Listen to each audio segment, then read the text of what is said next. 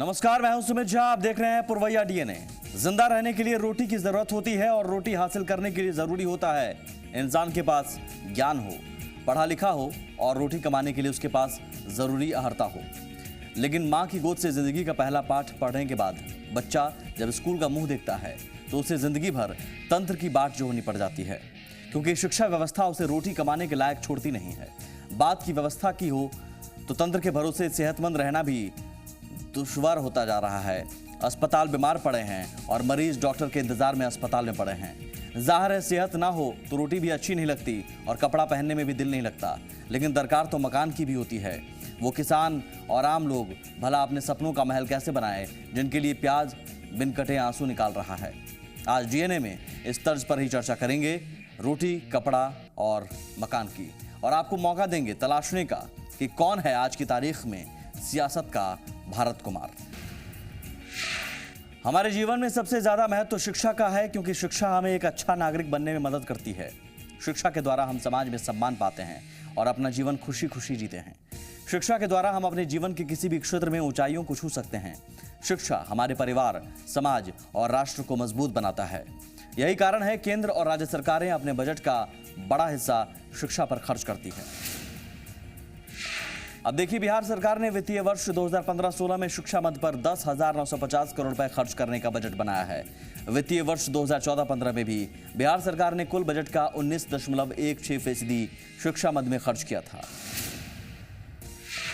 28 जुलाई 2015 को नीतीश कुमार ने अपने पिछले दोनों कार्यकाल का रिपोर्ट कार्ड जारी करते हुए शिक्षा के क्षेत्र में पाई गई उपलब्धियों को गिनाया था। आज हम तथ्यों और ग्राउंड रियलिटी के आधार पर बिहार में शिक्षा की स्थिति क्या है उसका डीएनए टेस्ट करेंगे। लेकिन उसके पहले कुछ आंकड़े दिखाते हैं जिसके आधार पर लोग बिहार की शिक्षा व्यवस्था पर सवाल उठाते हैं। बिहार में प्राथमिक और माध्यमिक शिक्षा की जर्जरता का अंदाजा आप इसी से लगा सकते हैं कि 91% स्कूलों में अब तक बिजली की व्यवस्था नहीं है। 95.05% विद्यालय में कंप्यूटर की पढ़ाई नहीं होती। यानी सूचना क्रांति के इस युग में बिहार के बच्चों को कंप्यूटर की शिक्षा नहीं मिल पा रही है। राज्य के 17,982 स्कूलों में शौचालय की व्यवस्था नहीं है। 8,000 से अधिक स्कूलों को अपना भवन नहीं है। 90% विद्यालयों में शुद्ध पीने का पानी की सुविधा नहीं है और 40% स्कूलों में लाइब्रेरी नहीं है।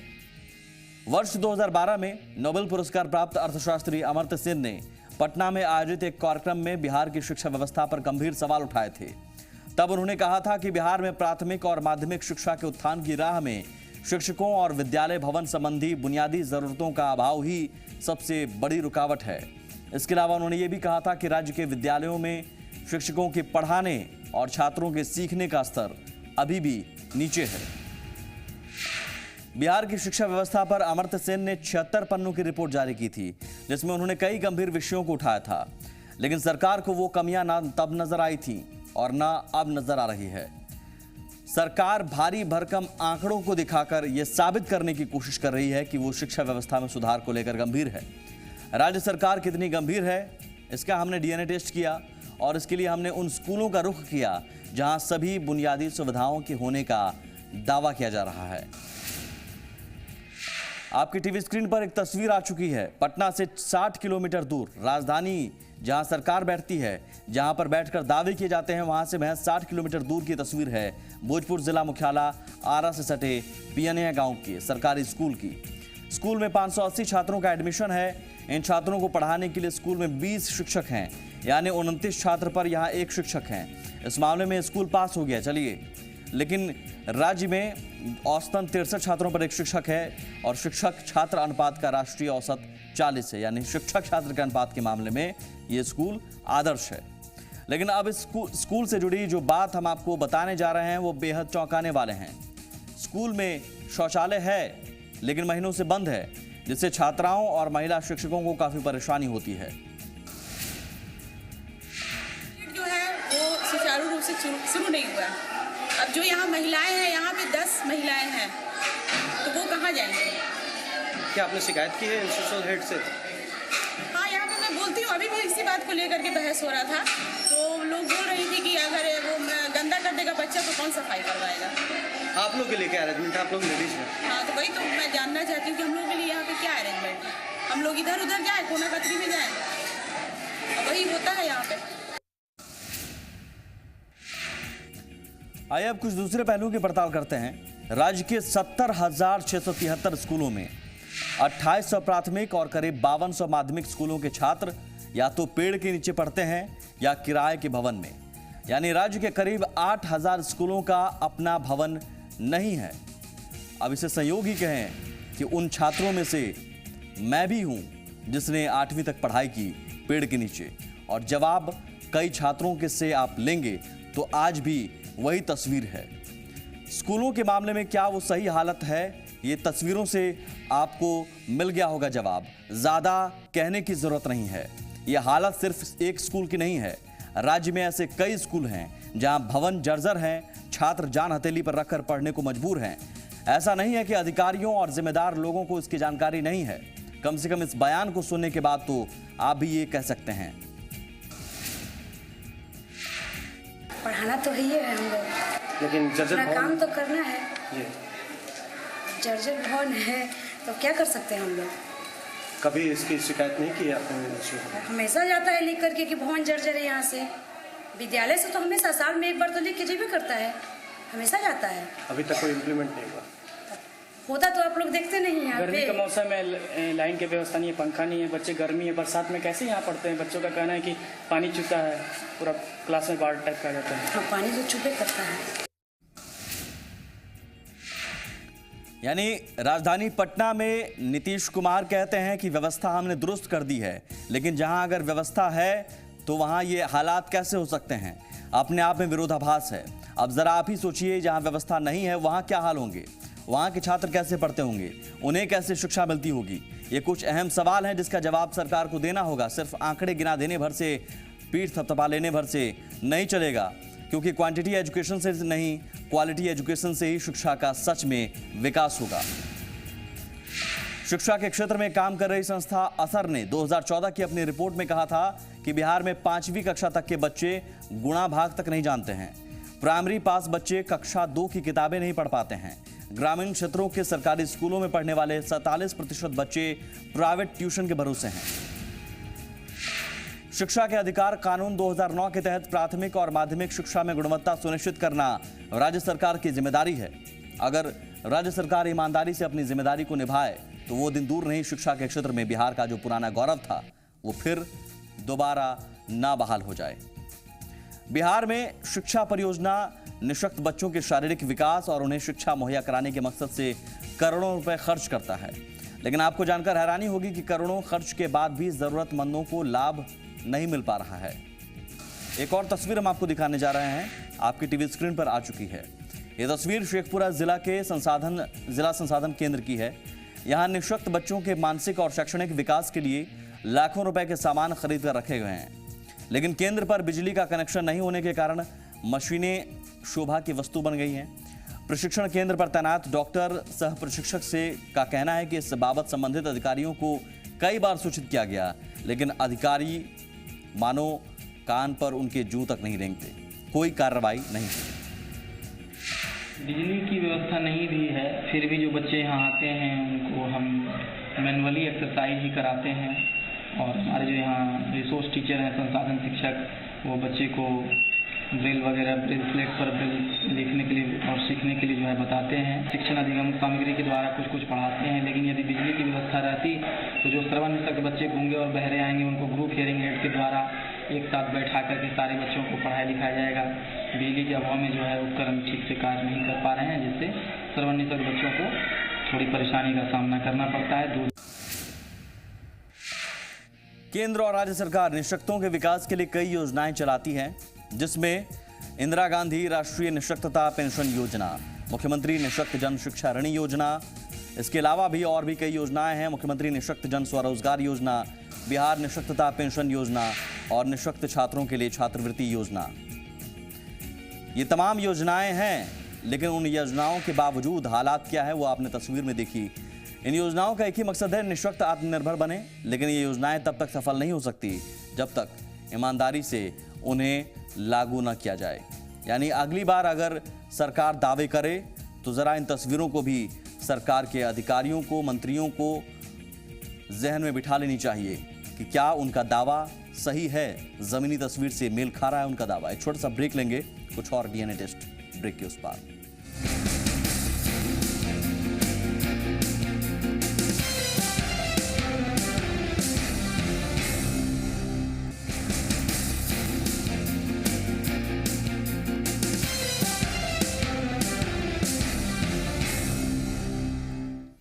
सतासी दिन बाद झारखंड 15 साल का हो जाएगा। इन कम उम्र में इस राज्य के दामन पर घोटालों के कई दाग लगे।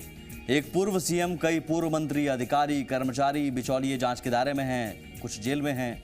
घोटालों से परेशान झारखंड में पिछले साल हुए विधानसभा चुनाव में भ्रष्टाचार बड़ा मुद्दा बना था। रघुवर सरकार ने प्रदेश की जनता से भ्रष्टाचार पर जीरो टॉलरेंस का वादा भी किया था, लेकिन उसी सरकार में भ्रष्टाचार का बड़ा मामला सामने आया है। जी पुरवैया की पड़ताल में पता चला है कि राज्य सरकार ने उन कंपनियों को झारखंड में दवा सप्लाई का ऑर्डर दे दिया जो भारत सरकार की लिस्ट में ब्लैक लिस्टेड हैं।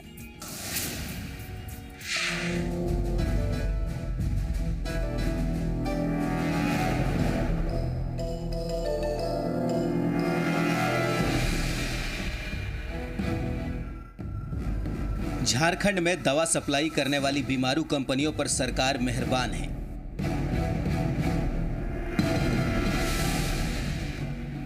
आप सोच रहे होंगे कि आखिर हम ऐसा क्यों कह रहे हैं। दरअसल जी मीडिया के हाथ लगे दस्तावेज से यह साबित होता है कि किस तरह बिना जांचे और परखे भारत सरकार के घोषित बीमारू कंपनियों को झारखंड में दवा सप्लाई का ऑर्डर दे दिया गया है।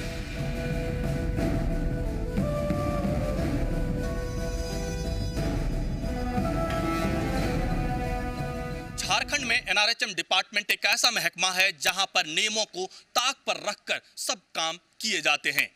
ताजा मामला जो आया है उसमें झारखंड के एनआरएचएम डिपार्टमेंट में खरीद फरोख्त दवा की एक ऐसी कंपनी के साथ की गई है जिसे भारत सरकार ने बीमारू माना है।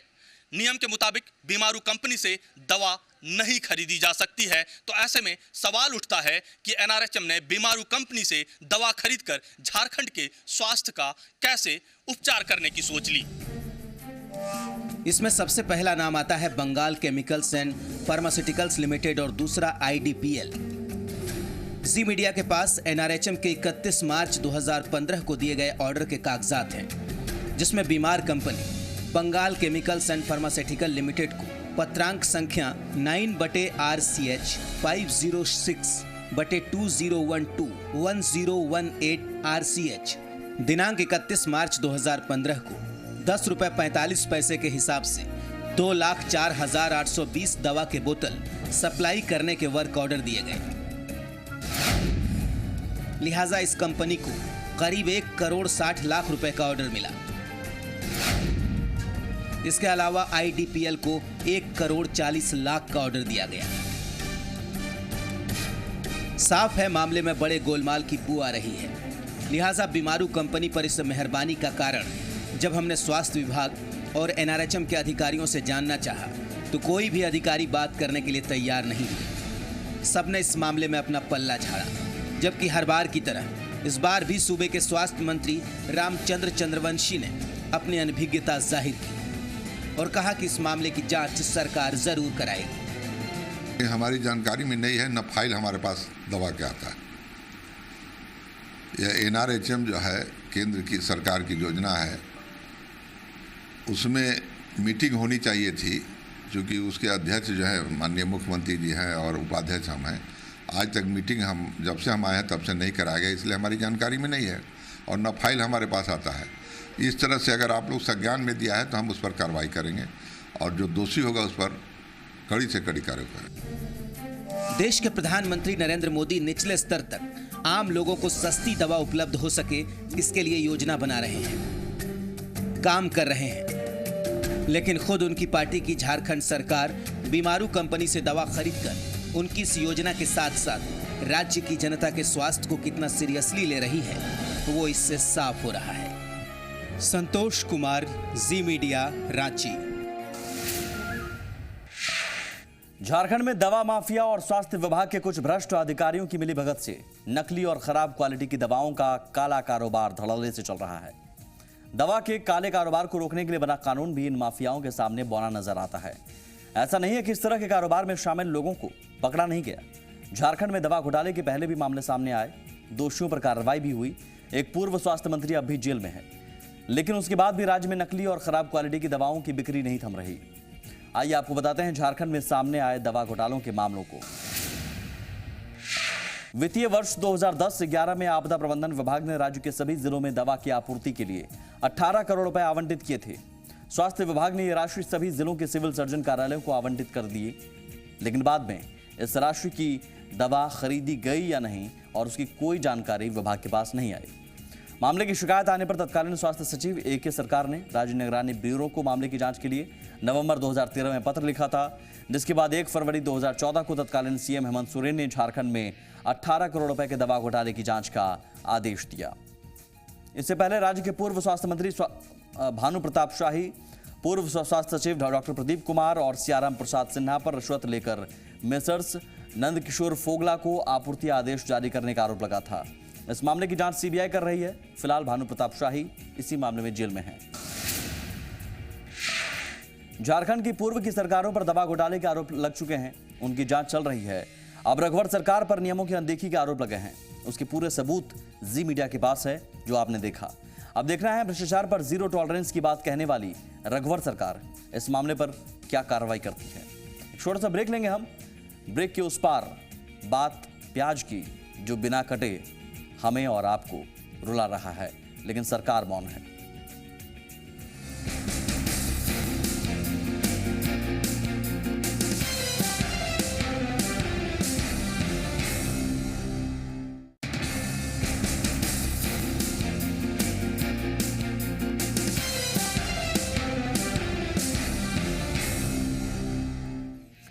और अब बात महंगी हुई प्याज की।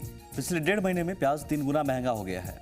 प्याज के दाम से पूरे देश में हाहाकार मचा हुआ है। सरकार परेशान है और सारे उपाय बेअसर साबित हो रहे हैं। जमाखोरी की आशंका जताई जा रही है। कारोबारियों की दलील है कि मंडियों में प्याज की आवक कम है, इसलिए प्याज की कीमतें आसमान छू रही हैं। प्याज की बढ़ती कीमतों के लिए और भी कई कारण गिनाए जा रहे हैं। बिहार में प्याज 60 से 65 रुपए प्रति किलो बिक रहा है।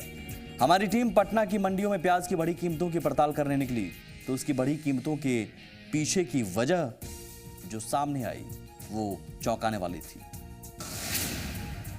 देखिए, मेरे हाथ में प्याज है और ये प्याज अगर सब्जी में पड़ती है तो टेस्ट बढ़ जाता है। नॉनवेज बिना प्याज के नहीं बनता, तो जाहिर सी बात है इस प्याज का क्या महत्व है आप तो समझ गए होंगे। लेकिन आज मेरे हाथ में जो प्याज है इसका दाम इतना ज़्यादा है कि काटने पे आंख से आंसू निकलता है। आज दाम सुनने पर आंसू निकल रहे हैं। हम इस वक्त एक गोदाम में मौजूद है और मीठापुर सब्जी मंडी में, और ये प्याज का एक बड़ा स्टॉकिस्ट है यहाँ पे। और आप देख सकते हैं कि प्याज, तरह तरह के प्याज रखे हुए हैं। साइज भी इस प्याज का अच्छा है। लेकिन जो हम आपको जानकारी देने जा रहे हैं और जो हमारे साथ जो व्यापारी हैं उन्होंने जो जानकारी दी इस प्याज के बारे में, वो काफ़ी चौंकाने वाली है कि दाम इतना क्यों बढ़ गया है। इस बारे में जानकारी जो मिली वो आप तक भी पहुँचना बहुत ज़रूरी है। अच्छा रंजीत जी, ये जो आपके स्टॉक में इतना सारा प्याज है, कहाँ का प्याज है? ये नासिक का प्याज। बिहार का प्याज नहीं है? नहीं, बिहार का प्याज नहीं है। बिहार का प्याज यहाँ पे एक्चुअली बिकता नहीं है, साइज में कम छोटा होता है, इसलिए यहाँ पर बिकता नहीं है ज़्यादा। बिहार का प्याज कहाँ गया? बांग्लादेश जाता है।